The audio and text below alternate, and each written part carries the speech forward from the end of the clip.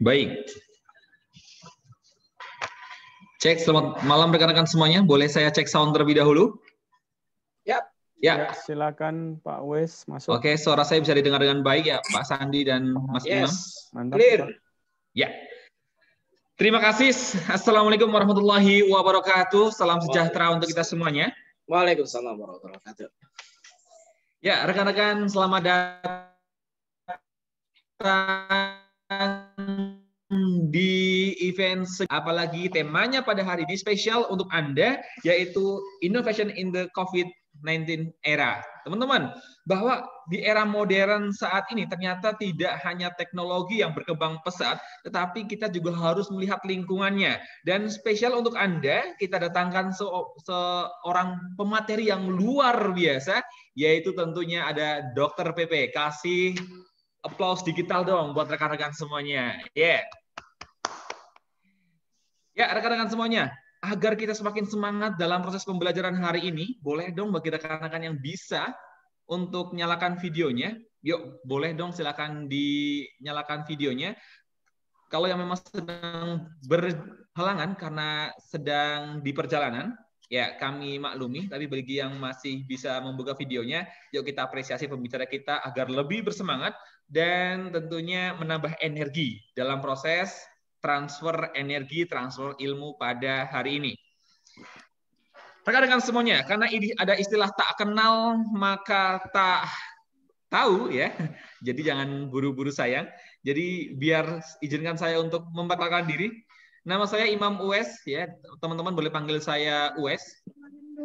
Jangan panggil Imam karena kebetulan di sini di AMA DKI ada juga senior saya, ada Raden Imam Nur Hidayat selaku sekjen pada AMA DKI. Yuk rekan-rekan semuanya, dan selama 1,5 jam ke depan, izinkan saya untuk menemani Anda dalam proses pembelajaran di sesi webinar pada hari ini. Rekan-rekan semuanya, agar acara hari ini diridhoi dan tentunya mendapatkan berkah dari Tuhan Yang Maha Esa, yuk kita awali dengan doa terlebih dahulu. Berdoa menurut kepercayaan masing-masing, berdoa selesai.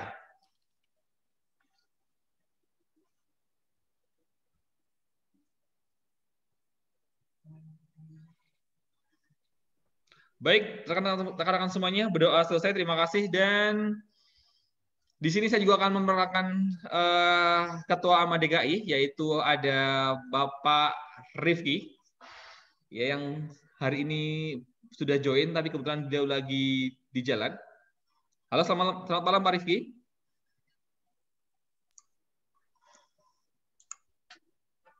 Oke, ya, sepertinya lagi di jalan ya. Ya, rekan-rekan semuanya. Dan tentunya juga ada ditemani oleh pengurus AMA DKI yang dahsyat luar biasa, ada Dr. Sandi. Selamat malam Dr. Sandi. Malam Pak Wes. Oke, terima kasih. Dan malam teman-teman. Malam. Ya, dan juga ada Mas Imam Nur Hidayat. Halo Mas. Halo. Terima kasih. Selamat malam. Dan tentunya ada admin kita yang kece yang sudah mempersiapkan acara pada hari ini, ya, ada Mbak Alisa. Halo Mbak Alisa, boleh raise hand juga boleh? Ya, halo Mas Wes. Yes, terima kasih. Dan tentunya kita acukan jempol buat pembicara kita hari ini yang tanpa pamrih mau memberikan ilmunya kepada kita. Ada Dr. PP Kurnia. Halo Ibu. Halo semuanya. Ya. Yuk rekan-rekan semuanya, sebagai bukti cinta tanah air, mari kita sama-sama mendengarkan lagu Indonesia Raya.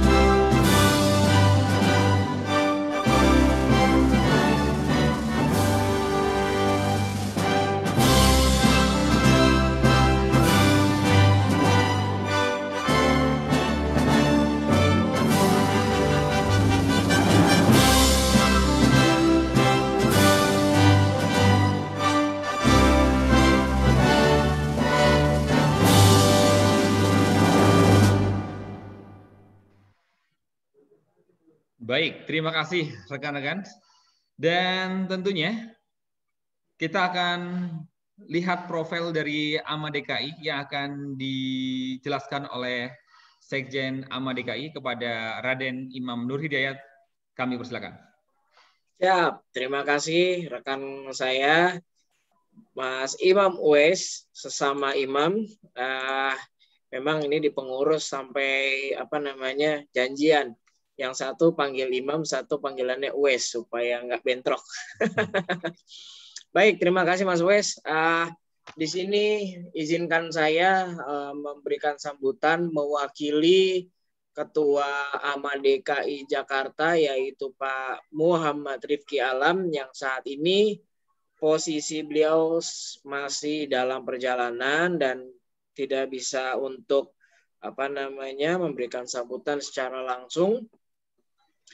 Izinkan saya yang mewakili. Saya adalah Raden Imam Nur Hidayat selaku Sekjen dari AMA DKI Jakarta. Saya ucapkan terima kasih dan selamat datang Bapak dan Ibu peserta webinar atau Zoominar pada malam hari ini. Kita akan berbicara tentang apalagi nih, inovasi apa yang bisa kita lakukan di masa-masa pandemi ini. Pergerakannya seperti apa? Dengan pembicara, saya ucapkan terima kasih banyak Ibu PP Kurnia. Ini member AMA DKI yang sudah senior, sudah bergabung sejak lama, dan beliau juga sangat aktif tidak hanya di AMA DKI, beliau juga aktif di asosiasi rekanan kami juga, yaitu IMA DKI Jakarta. Salam untuk rekan-rekan dari IMA, Bu PP. Nanti untuk profil lebih detail akan dijelaskan oleh moderator. Selanjutnya saya juga ingin sapa rekan-rekan BPC AMA Indonesia Chapter DKI Jakarta. Terima kasih atas kehadirannya Bapak Sandi Wahyudi. Lalu host kita pada malam hari ini yaitu Imam Uwais, Mbak Alisa, Bu Ega yang hadir pada malam hari ini, yang ikut mensukseskan kegiatan pada malam hari ini. Dan juga saya melihat di daftar hadir ada Pak Edi Gono, member dari AMA DKI Jakarta yang tidak pernah absen untuk hadir dalam setiap kegiatan kami. Ada Pak Gabelas dan Pak Joti Atma Jaya yang bulan lalu menjadi pembicara di AMA DKI Jakarta. Saya lihat total sudah ada 46 peserta pada malam hari ini yang saya tidak bisa sebutkan satu persatu. Mohon maaf, tapi ini semua tidak mengurangi rasa hormat kami dari AMA DKI Jakarta kepada Bapak dan Ibu semua. Sebelum lebih lanjut, kami juga ucapkan minal aizin wal faizin, mohon maaf lahir dan batin bagi rekan-rekan Bapak Ibu yang merayakan Hari Raya Idul Fitri. Dan kalau tidak salah itu juga bertepatan dengan hari wafat Isa Al-Masih. Jadi di hari yang sama di Lebaran ada juga wafatnya Isa Al-Masih. Hari kenaikan Isa Al-Masih. Hari kenaikan, sorry Pak, mohon maaf, hari kenaikan Isa Al-Masih. Baik, sekilas tentang AMA DKI Jakarta. AMA DKI Jakarta ini adalah Asosiasi Manajemen Indonesia yang khusus ada di Jakarta. Inilah profil para member kami. Kami berharap bagi Bapak dan Ibu yang belum bergabung di member kami yang saat ini sebagai undangan, kami tunggu kehadiran Bapak dan Ibu di dalam member kami. Banyak sekali benefit-benefit yang didapat bagi para member. Sekalipun saat ini kita masih melakukannya secara daring, akan tetapi segala benefit sekecil apapun itu masih tetap muncul untuk kita semua tanpa terkecuali. Baik, tidak perlu berpanjang-panjang. Materi pada malam hari ini kita siap untuk menikmatinya, terima ilmunya, kita bisa aplikasikan dalam kehidupan kita sehari-hari. Selanjutnya saya serahkan kembali kepada host kita, yaitu rekan saya, Uwais Koroni Atasi. Silakan. Baik, terima kasih. Boleh kasih tepuk tangan digital untuk Mas Imam Nur Hidayat. Yap. Ya. Rekan-rekan semuanya, di era modern saat ini banyak faktor yang bisa menjadi pendorong kesuksesan sebuah bisnis atau perusahaan. Ada yang meraih kesuksesan karena produknya unik, bermanfaat untuk orang banyak, menciptakan jasa atau layanan yang sangat dibutuhkan masyarakat. Dan berbagai faktor yang tentunya sekarang tergantung dari kondisi, apalagi musimnya pandemi. Namun demikian, jika ditelisik lebih jauh, terdapat satu faktor yang menjadi kunci kesuksesan perusahaan dalam memimpin industri. Apa yaitu? Jawabannya adalah inovasi. Baik, Bapak Ibu, rekan-rekan semuanya, di hari ini kita sudah hadirkan pakar dari materi hari ini yang tentunya akan menginspirasi kita, yang tentunya bisa membuat kita tumbuh dari segi value dan knowledge. Yuk kita serap ilmunya dari beliau. Siapa beliau? Saya akan bacakan profilnya. Beliau merupakan Dr. PP Riyawati Kurnia, MM, CPM Asia. Wow, luar biasa. Saat ini menjabat sebagai Direktur Jasa Pengembangan Eksekutif PPM Management.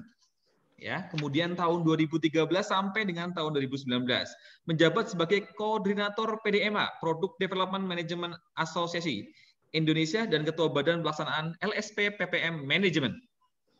Selain menjabat, juga aktif mengajar dalam bidang pemasaran dan etika bisnis untuk mahasiswa dan praktisi di perusahaan lokakarya serta seminar sebagai core fakulti STM PPM dan staf profesional PPM Management. Ibu PP juga luar biasa.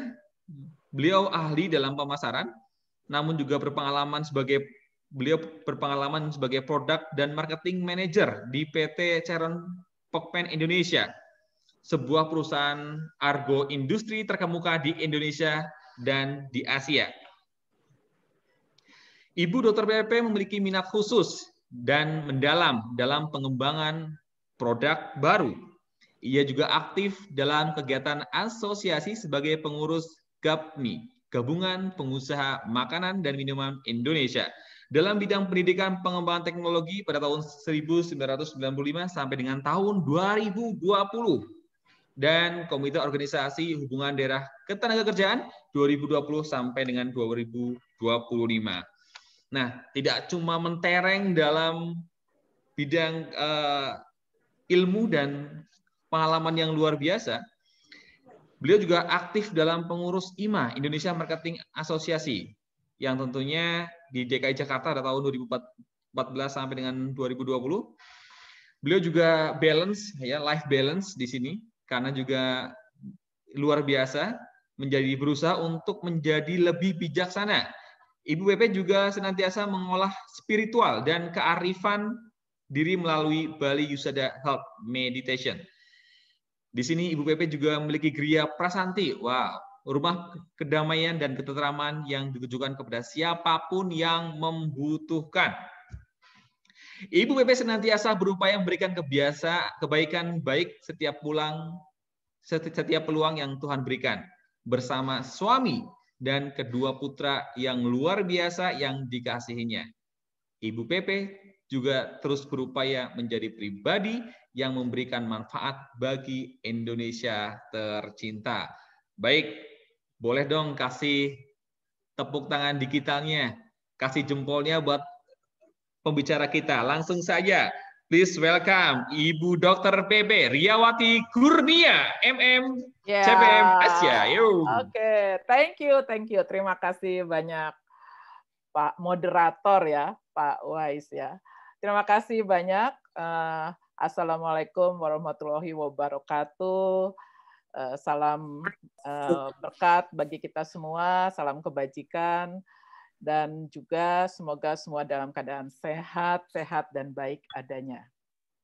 Salam kenal untuk Bapak Ibu pengurus dan dari member AMA DKI Jakarta dan seluruh hadirin yang ada di sini. Ini yang kedua ya, saya hadir di member gathering untuk memberikan sharing yang saya miliki gitu ya, dan juga saya mendapatkan dari sumber lainnya. Hidup saya lebih banyak di praktisi dan juga sebagai akademisi. Jadi terakhir saya juga sebagai dosen yang tadi disebutkan oleh Pak Wais. Tapi ada sedikit tambahan nih, Pak Moderator. Saya itu dokter hewan ya. Jadi kenapa praktisinya tuh saya di Carun Pokpan di agroindustri. Tapi kemudian lebih banyak pegang kalkulator daripada pegang hewan ya. Gitu. Baik, luar biasa. Sehingga kemudian saya ambil manajemen, bidang manajemen, dan khususnya di pemasaran, dan lebih fokusnya lagi di product development. Itu adalah bagian dari salah satu proses inovasi itu di produk. Bapak Ibu, tidak berpanjang lebar karena waktu berjalan terus, saya akan share screen ya. Jadi yang pertama, ini nanti kalau kita ada waktu, kita akan putar video. Perkenankan saya memberikan dulu share screen-nya, nanti kemudian sudah terlihat ya Pak Wais ya. Suara saya cukup jelas? Jelas sekali, Bu. Baik. Perkenankan saya memberikan ini mengalir dulu, begitu Bapak Ibu. Kemudian nanti kalau waktunya ada, saya memberikan satu video sebagai sebuah menambah wawasan. Tentu di sini seluruh member itu memiliki juga informasi wawasan yang kita nanti bisa bertukar di saat diskusi begitu ya. Karena pasti kita di atas langit ada langit gitu ya. Artinya kita tidak bisa menguasai seluruh informasi dan pengetahuan dengan diri sendiri. Ini adalah tema saya malam ini. Semua presentasi saya dalam bahasa Inggris. Bukan sok-sokan ya, Bapak Ibu. Tapi ada kalimat-kalimat yang memang sangat enak gitu. Kalau itu kita baca dalam bahasa Inggris. Tapi saya akan menceritakan atau menjelaskan dalam bahasa Indonesia. Baik, kita awali dengan ini, pandemi COVID-19. Semua sudah tahu bahwa pandemik ini merusak tatanan global ekonomi. Bahkan yang kita prediksi 1 tahun, begitu 2020, ternyata masih berjalan terus sampai sekarang. Dan Indonesia, kita syukuri gitu ya, kita termasuk yang gercep sebenarnya. Dalam arti untuk vaksin dan sebagainya sekarang sudah berjalan. Dan ini, kondisi ini memacu para praktisi di dalam industri untuk melakukan yang disebut inovasi. Nah, inovasi ini yang dilakukan dalam masa yang disebut turbulen, di mana kita tidak tahu kapan akan berakhir juga, seperti itu, semua bisa memprediksi, tapi tidak ada yang pasti tahu kapan stop gitu ya, seperti itu. Sehingga kemudian ada istilah kita hidup dengan situasi yang seperti ini atau new normal. Nah, para praktisi dengan para akademik yang bergulat di dalam penelitian ingin mencoba untuk mengerti apa saja perubahan yang terjadi saat ini.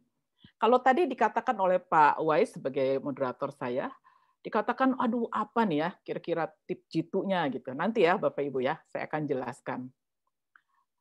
Hal ini kondisi membuat para praktisi itu harus berjuang untuk survive. Salah satunya di sini, kalau saya memberi contoh, ada sambal Anne Avanti. Siapa yang tidak kenal Anne Avanti? Desainer untuk baju-baju yang luar biasa, yang baru-baru ini juga dipakai gitu ya oleh putri Indonesia yang sedang yang sudah dalam menguji gitu kepiawaiannya di Putri Universe. Tapi kemudian dia tidak bisa melakukan itu di masa sekarang pandemi ini, sehingga kemudian dia beralih itu membuat sambal, masih mengusung brandnya yaitu Ana Avanti yang memang sudah terkenal. Ini terjadi sekarang. Kemudian mohon maaf ini Bapak Ibu, kadang-kadang memang laptop saya, nah seperti ini. Kemudian, apa yang terjadi sebenarnya? What happened? Apa yang terjadi? Kalau kita lihat sebuah proses yang terjadi di sini, pandemik terjadi, oke, semua orang sudah tahu. Tapi ada yang lost business, yang paling merasakan tuh bisnis pariwisata, penerbangan, kemudian restoran, itu paling merasakan. Tapi ada juga yang increase bisnisnya. Kita tahu ini yang kita pakai sekarang Zoom, itu sampai menjadi triliuner orangnya ya yang menciptakan Zoom. Kemudian GoFood. Sebenarnya sekarang jadi Shopee Food gitu ya sekarang. Nah, itu banyak sekali ya yang meningkat gitu. Kemudian semuanya yang terjadi setelah dalam masa pandemi ini, dalam proses sekarang ini, survive. Mencoba untuk bertahan supaya bisa tetap eksis di industri masing-masing. Pola yang terjadi adalah melakukan inovasi untuk long term. Nah, ini ada proses adaptasi untuk long term jangka panjangnya. Dan menjadikan itu lebih kuat daripada sebelumnya. Tapi ada yang hanya reaktif. Reaktif itu hanya singkat. Nah, ini yang terjadi. Hanya singkat, respon yang hanya sesingkat itu saja, reaktif. Ada orang yang reaktif kalau ada yang ngitik-ngitik gitu ya. Tapi dia hanya cukup reaktif itu saja. Tidak lagi mencoba untuk membuat sesuatu yang berkelanjutan. Tapi ada yang adaptasi dengan situasi yang kita tidak pernah tahu kapan akan berakhir. Dan hidup di dalam yang disebut hidup dengan COVID-19. Lanjut. Baik, Bapak Ibu, kalau kita lihat di sini, saya cepat, untuk kita bisa membuat sebuah solusi yang jitu, kita perlu melakukan disebut analyzing, menganalisa. Pertama yang kita harus analisa adalah bagaimana respon organisasiku, perusahaanku tuh bagaimana responnya terhadap pandemik ini. Itu yang pertama. Setelah kita tahu responnya, apakah kita melakukan disebut traditional innovation process? Maksudnya begini, respon organisasi kita hanya untuk memenuhi kepuasan dari permintaan yang ada dari customer kita. Sama prosesnya, memenuhi kepuasan, memenuhi kebutuhan dan puas. Ya, dikit-dikit lah modifikasi produknya atau jasanya gitu. Mungkin ditambahkan pelayanannya. Tapi hanya sebatas itu. Itu yang tradisional. Tapi kita mengamati juga apakah perusahaanku yang emergent. Artinya emergent. Jadi pada masa pandemik ini timbul yang namanya permintaan customer yang baru. Yang tidak pernah ada sebelumnya. Dan itu dicoba dipenuhi oleh perusahaan Bapak Ibu. Yang kita sebut emergent innovation process.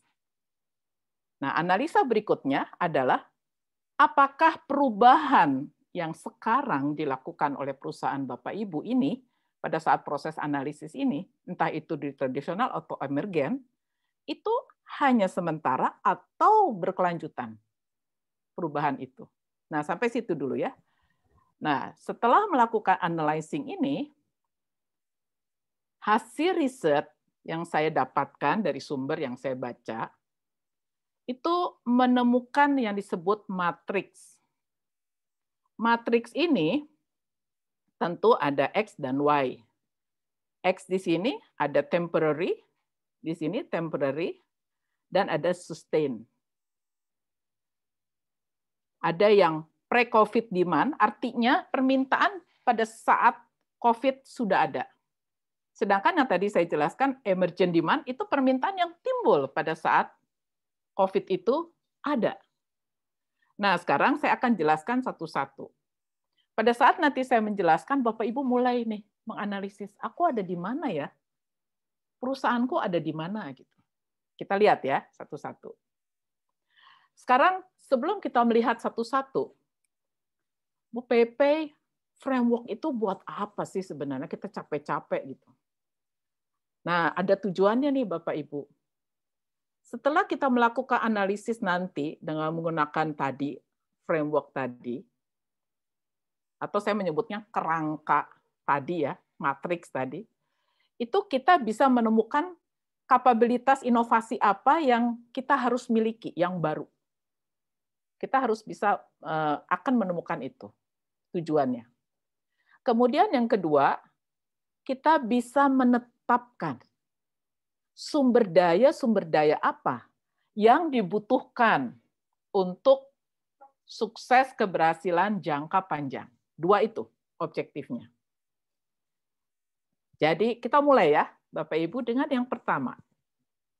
Adapter. Nah, adapter.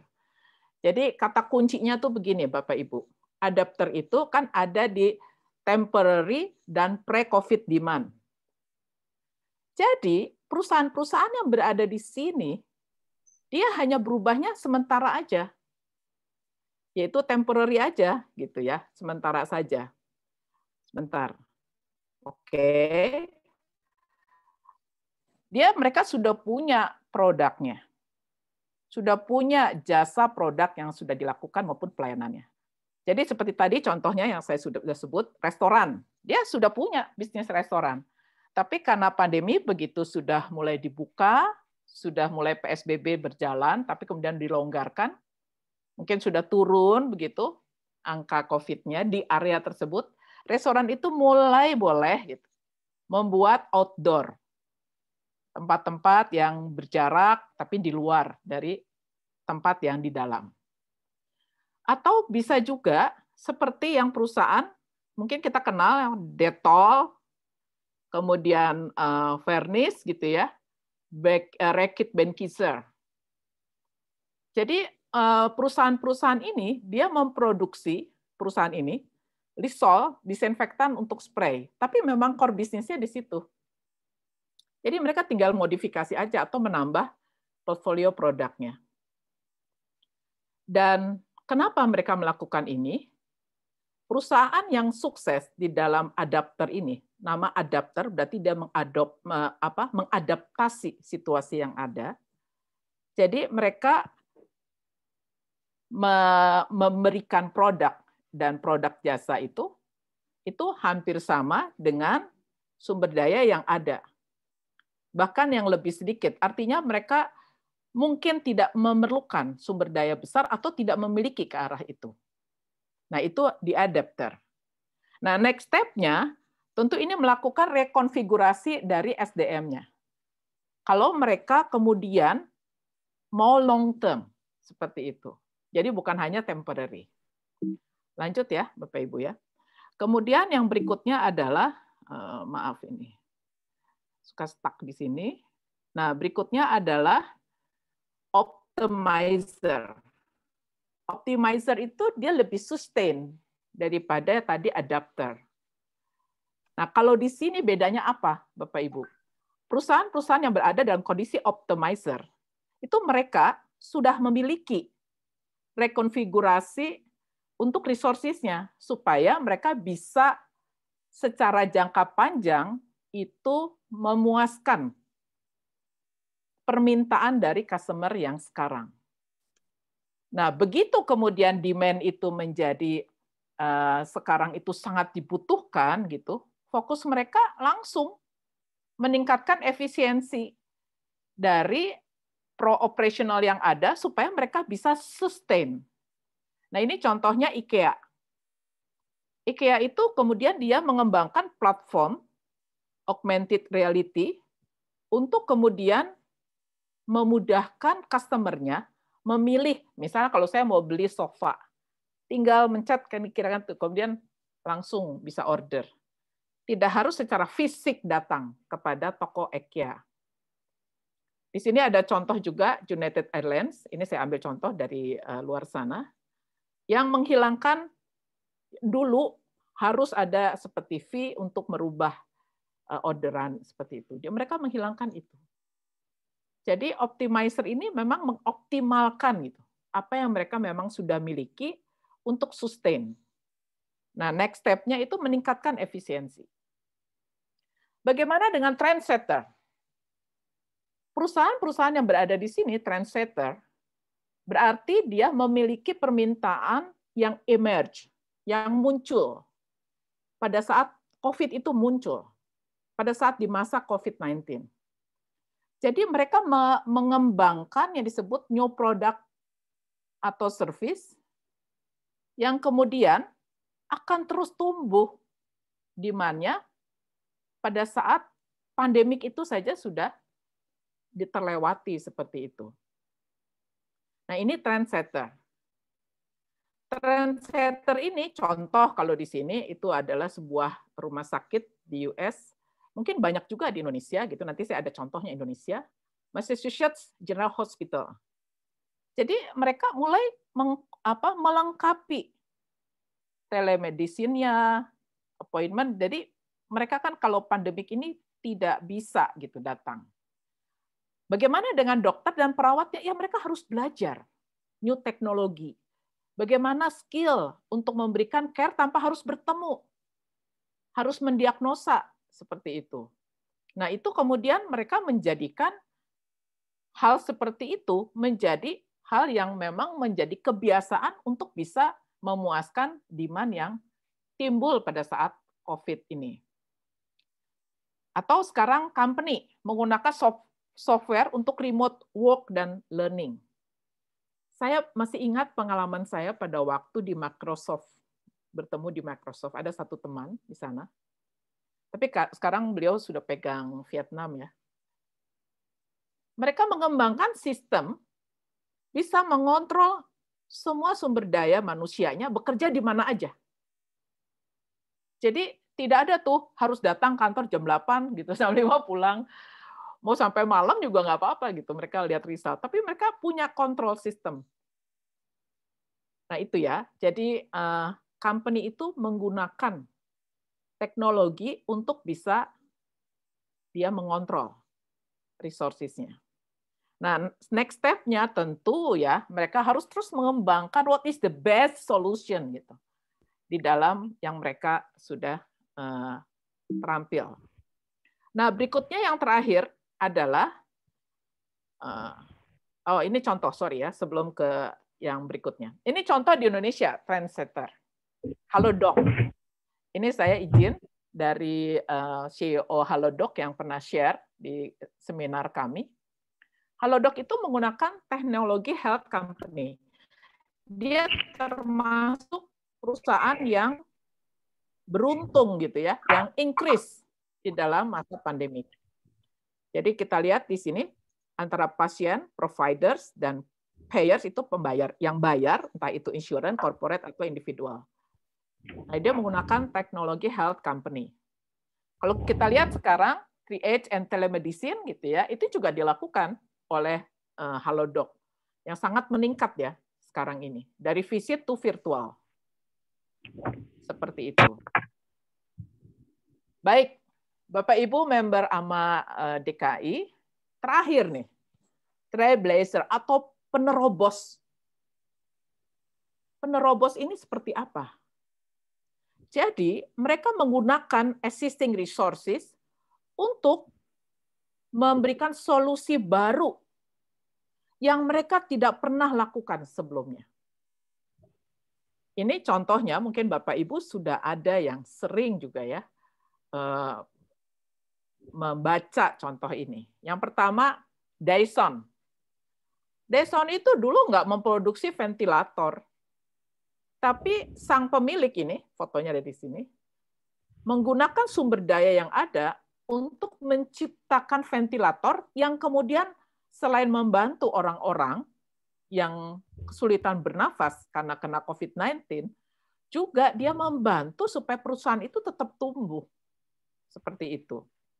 Kemudian contoh kedua adalah ini, clothing brand. Jadi seperti misalnya, siapa yang tidak kenal Batik dan Narhadi? Batik dan Narhadi harus berubah. Dia dengan resources yang ada, dia membuat masker kain. Jadi kalau Bapak Ibu sekarang nih pergi ke pesta, itu boleh yang matching gitu beli ya. Ya batik dengan maskernya sama gitu ya. Seperti itu. Kemudian kita lihat di sini, emerging technology, robot. Robot itu sekarang bisa sebagai membantu gitu, karena kan tidak boleh banyak sentuhan gitu ya, antar manusia, pegang-pegang dan sebagainya gitu. Itu robot mendisinfeksi ruangan atau pakai drone. Drone itu dia sudah dipakai gitu untuk membuat juga supaya bisa spray desinfektan.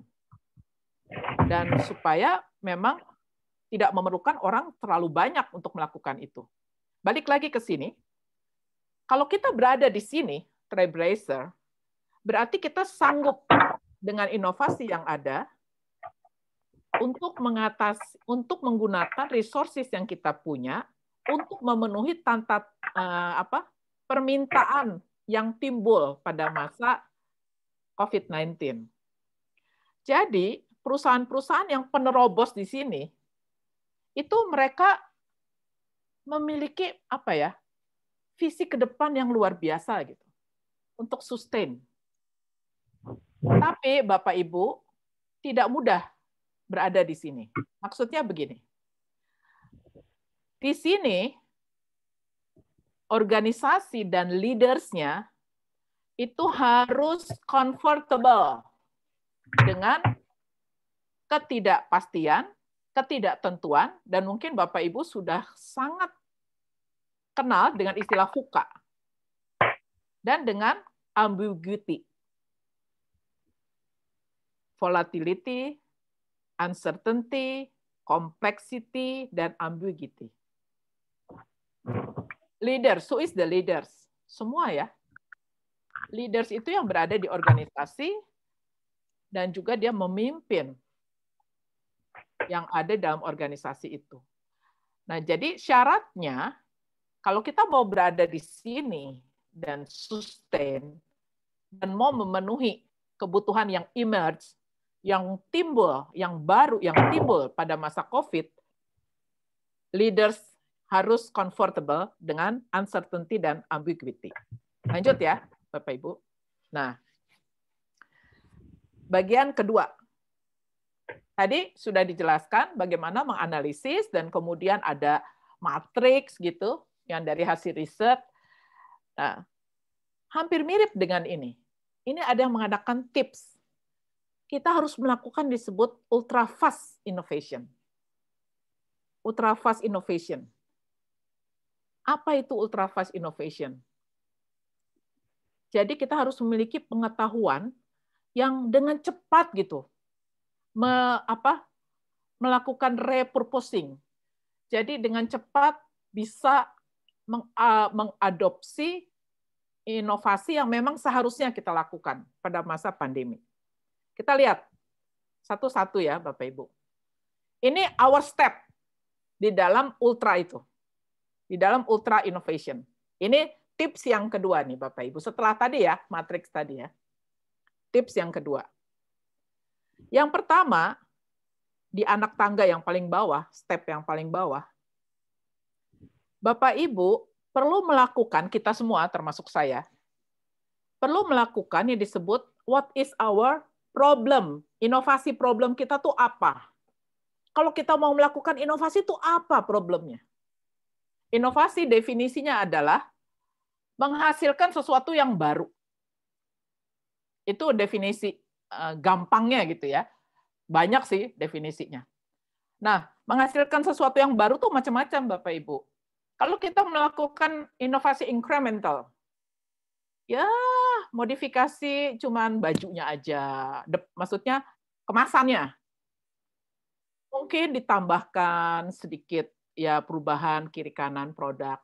Biasanya inovasi yang berubah itu hanya di produknya. Itu incremental. Tapi gampang ditiru oleh pesaing. Nah, beda dengan inovasi yang disebut moderat. Kalau kita menyebutnya tengah-tengah, moderat. Kalau inovasi moderat, dampak perubahan inovasinya tuh sampai ke lingkup divisi. Kalau saya di divisi marketing, sampai marketingnya gitu, berubah. Prosesnya, sistemnya. Nah, apalagi yang breakthrough, itu yang sulit sekali ditiru oleh pesaing. Itu berdasarkan misalnya dari hasil riset. Dampaknya jangka panjang. Tapi ya lumayan harganya, biayanya. Jadi apa problem kalau kita melakukan inovasi? Bisa terjadi loh, problem itu berasal dari kultur, budaya perusahaan kita. Saya pernah diberitahu begini, siapa yang tidak kenal budaya birokratik? Itu dari sebuah birokratik yang memang diterapkan pada masa zaman mass production. Kalau tidak ada diterapkan birokratik akan kesulitan saat itu, masa itu. Tapi birokratik itu membuat organisasi itu menjadi mekanistik. Bukan lagi entrepreneurial atau organik. Sehingga sulit sekali berkembang inovasi-inovasi ide di situ. Bukan tidak tumbuh ya, sulit untuk berkembang. Bukan tidak ada maksud saya, tapi sulit untuk berkembang. Karena itu tekanan dari birokratik itu. Sehingga setelah kita tahu what is our problem innovation, kita lanjut nih ke step yang berikutnya, seperti anak tangga. Kita kemudian dengan cepat gitu melakukan inventory, apa ya aku punya knowledge yang ada di perusahaan ini. Sumber daya apa aja? Resource-nya tidak hanya manusia ya, bisa juga mesin, money, dan macam-macam semuanya.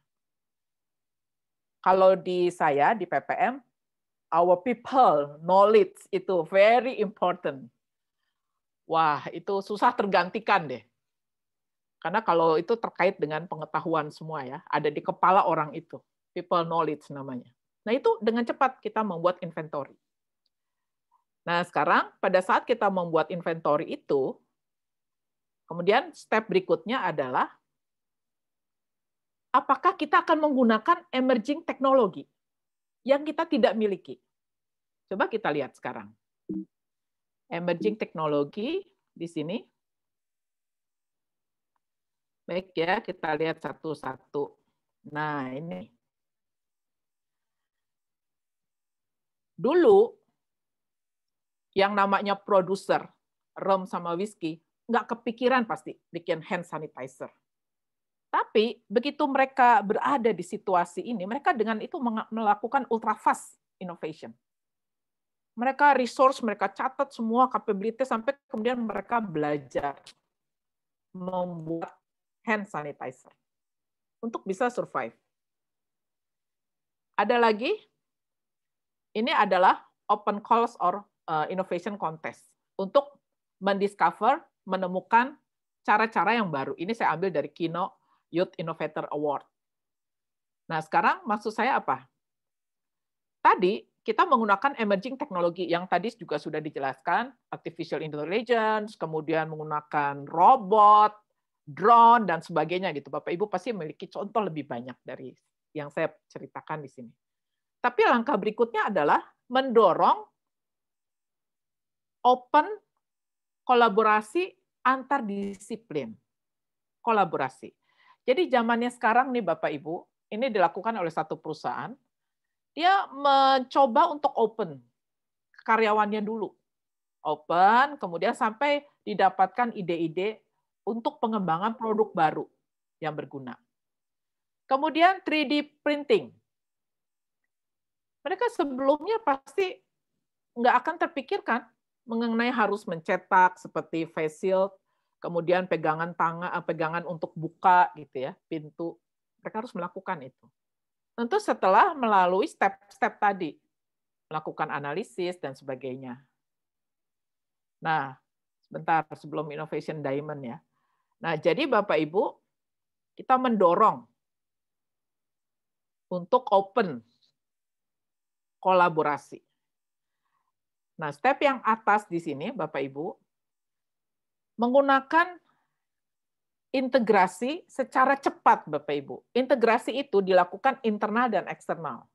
User di sini, your market, pasar kita. Pembeli kita.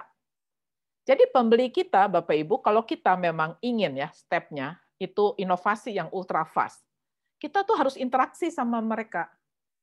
Kalau perlu melakukan focus group discussion, dengerin voice of customer, dengerin apa kata mereka.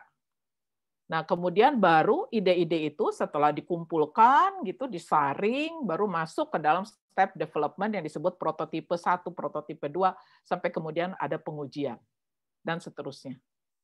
Jadi ini Bapak Ibu ya, step kalau kita melakukan ultra fast innovation, ini berapa lama Bu Pepe? Oh, itu tergantung Bapak Ibu, kecepatan Bapak Ibu, sumber daya Bapak Ibu, industrinya seperti apa, tekanan persaingannya seperti apa.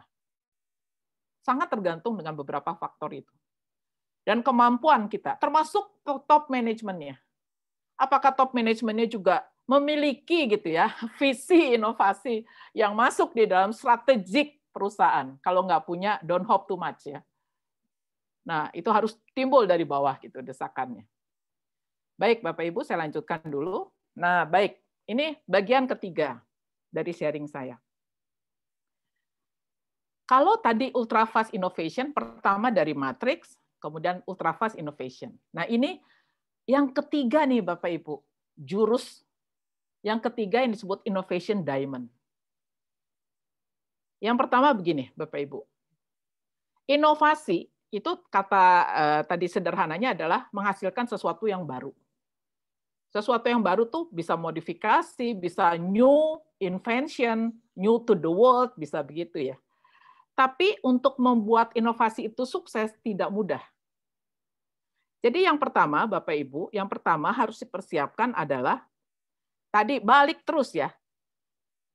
Iklim, budaya, organisasi yang positif yang menumbuh suburkan gitu, inovasi. Dan kepemimpinan yang mendorong. Jadi nggak ada ide terus dimatikan gitu. Ada ide dimatikan gitu, atau nggak dikasih reward ya. Idenya sudah diambil tapi nggak dikasih reward. Nah, itu ada yang begitu ya. Nah, itu harus ditumbuhkan gitu. Nah, yang kedua apa, Bapak Ibu? Teknologi, strategi sama inovasi produknya itu berada di arena yang seharusnya gitu. Misalnya contoh, Bapak Ibu. Kalau Bapak Ibu kuat di dalam pharmaceutical, coba di situ dulu gitu. Coba di situ dulu. Nah, kalau Bapak Ibu mau meloncat blue ocean gitu ya, yang bukan yang berdarah-darah, tapi mau ke blue ocean, itu harus tadi dipikirkan langkah tadi. Bapak Ibu punya nggak resources di situ, knowledge yang cukup untuk melakukan itu. Nekat sih boleh, tapi nekat kalau tanpa kalkulasi itu namanya bunuh diri ya. Nah, jadi kita harus pikirkan itu. Maksudnya the right arena itu kita paham who is our competitor. Siapa kompetitor kita? Yang berikutnya adalah ini, resources. Kalau kita tahu arena kita yang seharusnya seperti apa, kita juga nanti akan menyusun sumber daya manusia investasi itu melalui yang disebut effective portfolio management.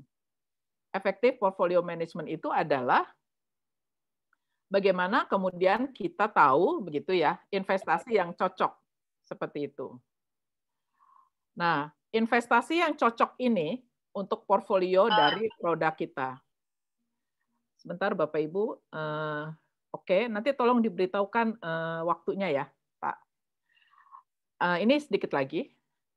Yang berikutnya yang terakhir adalah setelah kita tahu mengenai ide-ide, dapat nih ide-ide gitu ya, kita mengadakan entah open lewat competition, inovasi, atau lewat sistem reward gitu ya, kepada internal maupun eksternal gitu. Mungkin melalui jejaring kita. Terus kita dapat tuh big idea. Nah, pada saat mengeksekusinya tuh harus jago Bapak Ibu. Harus jago mulai dari ide terkumpul sampai dengan kalau Bapak Ibu ada R&D, marketing dilibatkan, sampai kemudian produk itu diluncurkan. Yang terjadi sekarang, proses pengembangan produk ini itu semakin diperpendek. Jadi misalnya kayak di industri telekomunikasi, nggak bisa bilang setahun loh sekarang. Product development-nya bisa cuma hitung bulan. Kenapa? Karena tekanan persaingan kuat dan tuntutan dari pasar. Seperti itu. Jadi Innovation Diamond ini, Bapak Ibu, 4 ini, nggak bisa misalnya Bapak Ibu 1 aja nggak di ini, nggak bisa. Jadi kalau berdasarkan rumus Innovation Diamond ini, keempat-empatnya berkontribusi terhadap keberhasilan dari inovasi. Seperti itu. Lanjut dulu yuk. Nah, sekarang sudah 3 ya, Bapak Ibu. Tadi matriks itu yang resep pertama. Kemudian resep kedua ultra fast innovation. Resep ketiga diamond innovation, innovation diamond. Nah, ini yang keempat, affordable value innovation. Ini saya mau tampilkan di sini kenapa coba Bapak Ibu? Affordable. Ini semakin banyak negara-negara di Asia yang melakukan ini. Kita tahu sekarang itu yang namanya dunia, ekonomi dunia bukan lagi di Eropa, bukan lagi di Amerika ya, di Asia ya Bapak Ibu. Emerging country. Nah, ini inovasi berdasarkan ini, yang keempat ini, affordable value innovation. Bagaimana menghasilkan inovasi, tetap ada nilai lebih yang terkandung di dalam produk atau jasa yang dihasilkan, tapi yang mampu dibeli dengan market yang jauh lebih rendah daya belinya. Bapak Ibu, ada 4 tingkatan, 4 layers. 4 layer untuk penduduk di dunia ini. Layer pertama dari orang-orang yang benar-benar income-nya high. Nggak banyak orang-orang itu. Nah, yang paling banyak itu huge itu adalah layer keempat,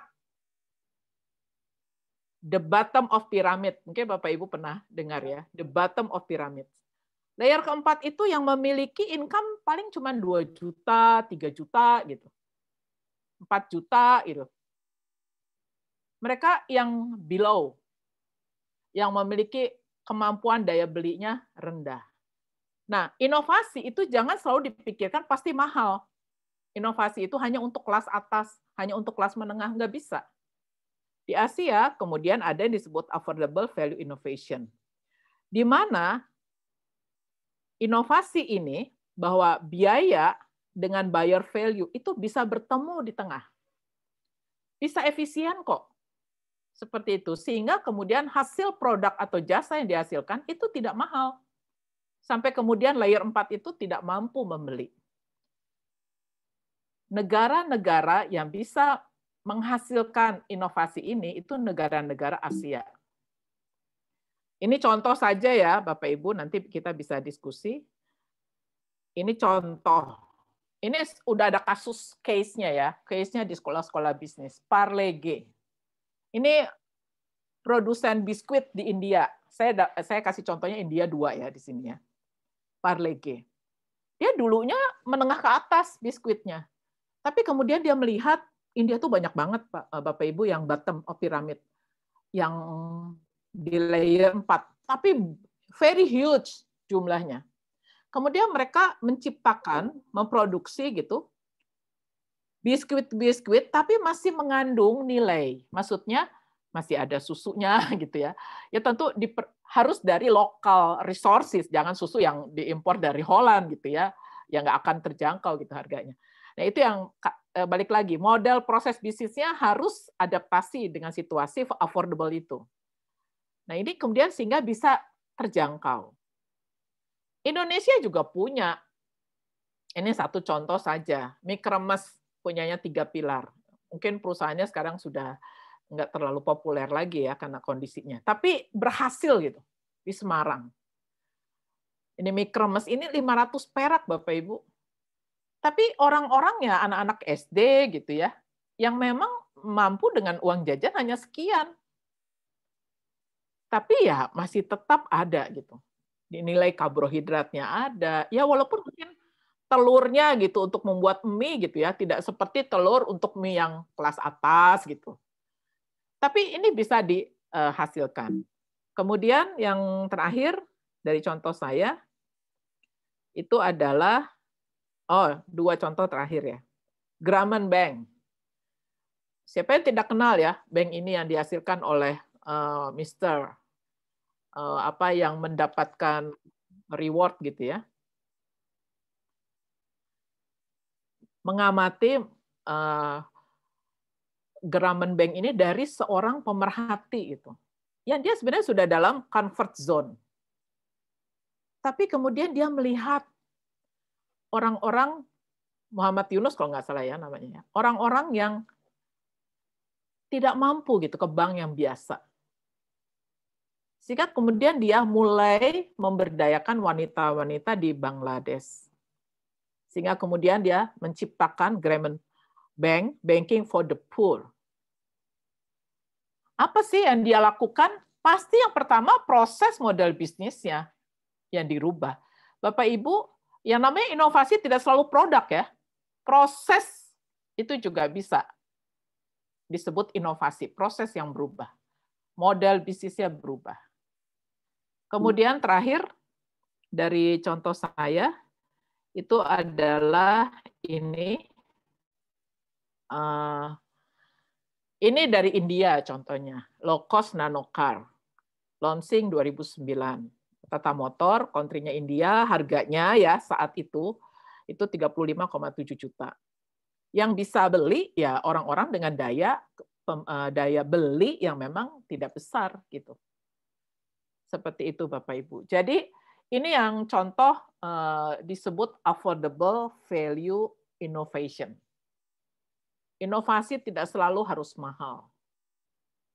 Tapi inovasi yang bagus itu adalah satu, inovasi yang secara komersial laku, bukan inovasi yang hanya tertulis, disimpan, bagus gitu ya. Atau riset hasil untuk inovasi tertentu yang cuma dipublikasikan terus selesai gitu. Tidak ada diimplementasikan dalam industri. Pertama harus komersial sukses. Yang kedua, ya bermanfaat bagi human, bagi semua human. Inovasi itu tentu yang sesuai dengan target kita ya, target market kita. Oke, Bapak Ibu, terakhir dari saya, inovasi itu kunci. Tadi sudah diberitahukan oleh moderator, betul banget inovasi itu kunci. Tapi hanya yang kita memiliki agility, kelincahan untuk bisa mengadaptasi perubahan yang ada. Perubahan itu bisa perubahan dari market yang mendorong ke dalam, seperti itu. Kemudian bisa juga perubahan dari perusahaan karena generasi kita gitu sudah berubah. Nah, kuncinya lagi adalah harus quickly, speed untuk survive. Bapak Ibu punya ide, tapi idenya itu lama banget ya. Baru diluncurkan ke pasar, terus kebetulan gitu ya, terdengar oleh si pesaing. Pesaingnya udah duluan ya, masuk ke pasar. Bapak Ibu follower ya. Sementara dia pionir gitu ya. Padahal idenya dari Bapak Ibu gitu. Nah, itu jadi fast, harus speed, quickly to the market. Jadi kenapa? Masuk ke pasar itu untuk mendapatkan apa coba Bapak Ibu? First mover advantage. Keunggulan menjadi yang pertama masuk ke pasar. Itu tidak mudah. Itu diperlukan resources yang juga bisa cepat, yang juga agile. Jangan lupa dinosaurus punah kenapa? Ya karena tidak agile. Jadi kita jangan kayak dinosaurus ya, punah gitu ya, karena tidak agile. Itu saja. Terima kasih Bapak Ibu dari sharing saya gitu ya. Sekali lagi ini referensinya. Semoga bermanfaat untuk kita semua dan mohon maaf apabila mungkin tidak berkenan atau ada kata-kata yang kurang baik. Terima kasih. Selamat malam. Saya stop share ya. Baik, kasih dong tepuk tangan digital buat Ibu Pepe. Ya, terima kasih Bu Pepe. Ini pertanyaan suatu pemaparan yang singkat dan ini daging semua nih Bu Pepe. Ya langsung trik dan tipsnya dikasih. Jadi nggak perlu cangkang-cangkangnya, ini langsung ke daging Bu Pepe. Terima kasih banyak. Oke rekan-rekan semuanya. Di sini ada 53 orang yang online. Bagi rekan-rekan yang mempunyai bisnis dan ada 10 pertanyaan mengenai inovasi di saat pandemi ini, yuk langsung saja boleh aktifkan mikrofonnya. Saya sedikit mau menyapa Pak Suartono. Halo Pak Suartono, my friend, my best friend. Terima kasih. Selamat malam Pak Suartono Chandra, selaku Ketua AMA Indonesia. Ya, selamat malam Bu Pepe. Terima kasih sudah sharing di AMA DKI. Sama-sama Pak. Sahabat baik dan sahabat lama. Ya, makasih. Silakan Mas Uwes, sorry. Ya, maaf ini nyala Pak Uwes. Ya. Baik, terima kasih Pak Suartono Chandra. Yuk rekan-rekan, silakan. Ini beliau ini kalau nggak di momen-momen webinar ini sangat sibuk banget loh. Jadi kapan lagi kalau nggak sekarang? Yuk langsung tanyakan sama ahlinya. Pak Wais, maaf ada yang kelupaan. Boleh. Video. Aduh. Oh iya, yuk. Boleh Bu, masih ada kesempatan. Aduh, maaf ya. Saya boleh, ya. bener. Saya juga tadi nunggu mana videonya. Oke, iya. Silakan Ibu, yuk ditunggu. Oke, maaf ya. Siap. Mungkin sambil yang lain menyiapkan gitu kalau pertanyaan. Setuju, Bu, setuju. Ya. Sebentar. Ini saya setel video. Ini sebagai gambaran ya Bapak Ibu, nanti ada PR dari saya nih. PR-nya adalah untuk yang ditampilkan di sini, PR-nya ya Bapak Ibu ya dari saya, tapi nggak ada hadiahnya. Ini masuk matriks yang mana nih Bapak Ibu? Itu satu ya, masuk matriks yang mana gitu.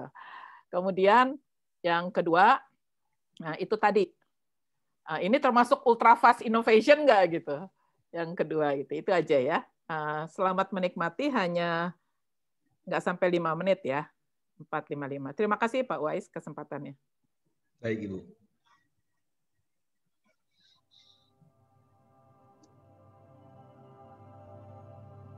Throughout 2020, the COVID-19 pandemic shocked human civilization. Various efforts to stop the spread of this virus have been conducted, from large-scale social restriction, limiting face-to-face interactions in every sector, to utilizing digital devices as a new strategy to maintain productivity. The pandemic has caused an economic crisis around the globe. Large numbers of businesses collapsed, directly attributed to the explosion of social tension. People are anxious. They wanted to see a more effective approach to defeat the virus. So, the question is, can we optimize research and innovations to find solutions for stopping the pandemic? To overcome the COVID-19 pandemic, the Ministry of Research and Technology, National Research and Innovation Agency, have taken immediate action to find solutions that start with research and innovation grants, donation and relief assistance, medical assistance training programs. To increase the optimism and the spirit of Indonesia's recovery, the ministry has established the COVID-19 Research and Innovation Consortium. With this initiative, the ministry aims at overcoming the pandemic by supporting the development of these preeminent products: GerLink Li-P High-Flow Nasal Cannula 01 Respirator, or GLP HFNC-01, saliva-based reverse transcription loop mediated isothermal amplification, or saliva RT lamp, arc plasma sintering, or APS, Mobile Laboratory Biosafety Level 2 bus version,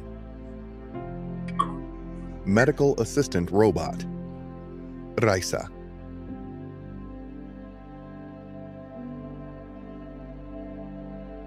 Venti ventilator, rapid antigen test kit, Cepat. Genos C19, a COVID-19 detection tool that incorporates artificial intelligence technology to analyze one's breath. Genos C19 examines the virus infection much faster than other tools. It ensures a safe and convenient mobility of people.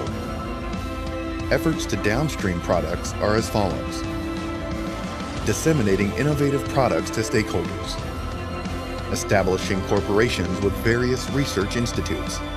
Whole genome sequencing, or WGS, is a method to determine the characteristics of viruses.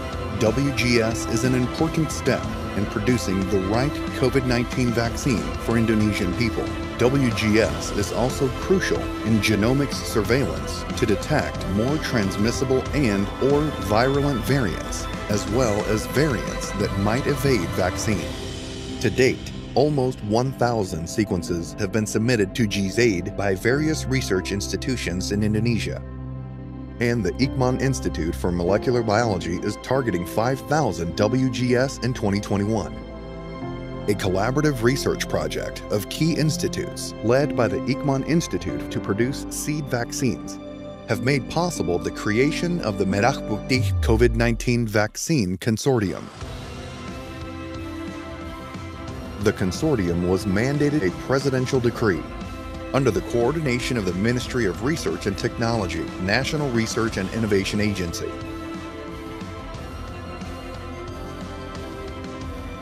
The pandemic is still around us. All elements of society have to unite and strengthen our cooperation in defeating COVID-19. All of the efforts to overcome the disruption caused by the pandemic should be optimized. Research and innovation are the keys. They offer solutions to end this devastating pandemic and provide hope for a promising future.